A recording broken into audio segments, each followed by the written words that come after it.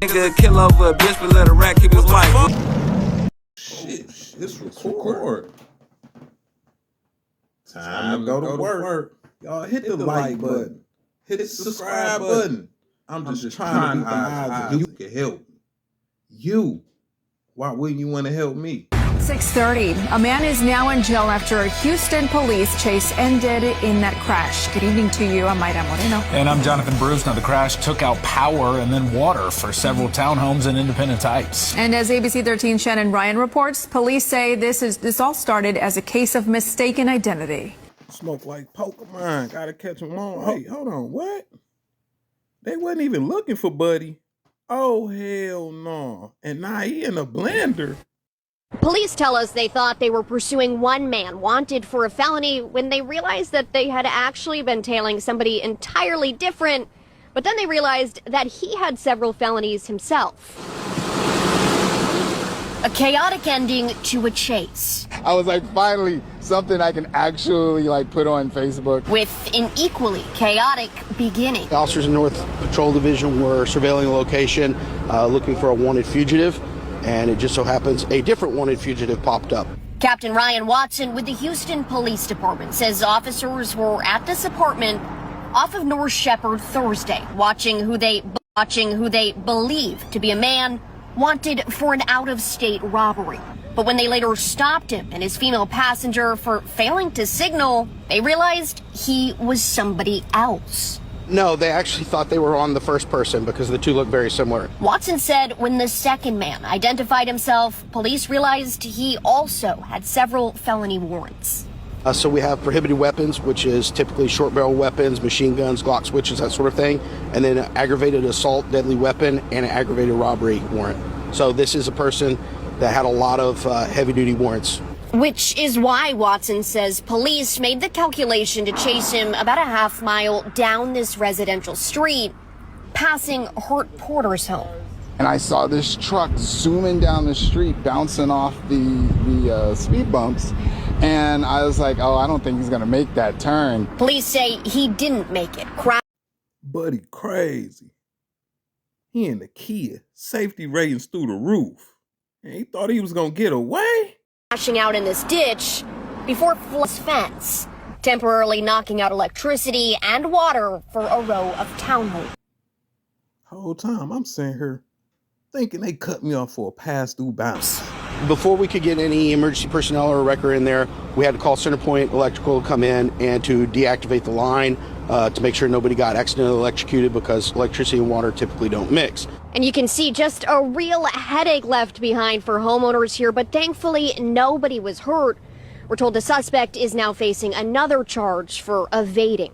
In Independence Heights, Shannon Ryan, ABC 13, Eyewitness News. Y'all heard it like I heard it. CJ Casino had about 3 or 4 felony warrants. But in this case, they wasn't even looking for Buddy. They wasn't looking for him. They was looking for somebody else. And he fitted the description. But it wasn't him who they was looking for. That got to be crazy. Now, y'all know CJ Casino. He from Dallas. But he stay in Houston. He been staying in Houston for a minute. You know, once you start rapping and everything and getting money and putting pressure on people, having beef, you got to move away from where you used to lay in your head. You got to go some miles away to be safe. So I don't knock Buddy for that. But that draw me to this. When them niggas who did what they did to Chucky, y'all know Lil Ronnie and his daughter, when them niggas was going to Houston, was they going to CJ Casino? Now, we seen them in pictures together, the whole 9. So was they going there because, shit, they needed somewhere to run to? And CJ, this is for you, buddy. Or maybe it could have been for them. But shit, you got beef with them too. And we need you to look out. Who knows? Me, I'm going to go out on a whim and say, CJ got beef with him. Them CJ peoples, he in Houston, they was in Dallas. Man, we got to get on up out of here. Here's CJ line. Nah, we don't know what them phones gonna tell. As y'all can see, they got CJ Casino in custody, right? It's not for the Chucky situation. Yet. I say yet because y'all know when people get stopped, frisked, they be having them phones on them. So if Buddy ain't switched out phones and did what he had to do, they might got some info. And ain't no telling what's in them phones through them text messages. Who made a call to who? Cause they definitely gonna see if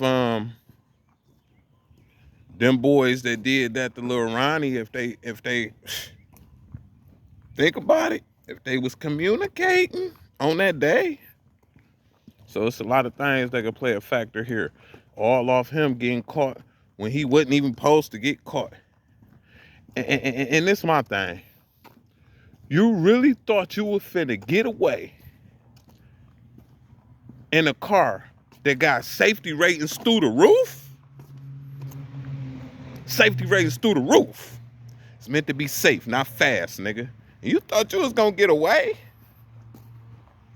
That nigga hit a speed bump and thought he was gonna be able to make a turn? Oh my God. See? If you knew better, you'll do better. You better start using y'all heads, man. I know niggas don't be wanting to go to jail, but y'all be putting y'all life on the line and everybody else's life on the line. Well, your life really wasn't on the line. Y'all was in a vehicle with their safety razors through the roof, nigga. And you can't tell me it ain't. Them bitches damn near almost like Volvo. And he tried to put the pedal to the metal and go ahead, mash the gas down like he was finna go somewhere. Man, they like, look, police like, look at this here.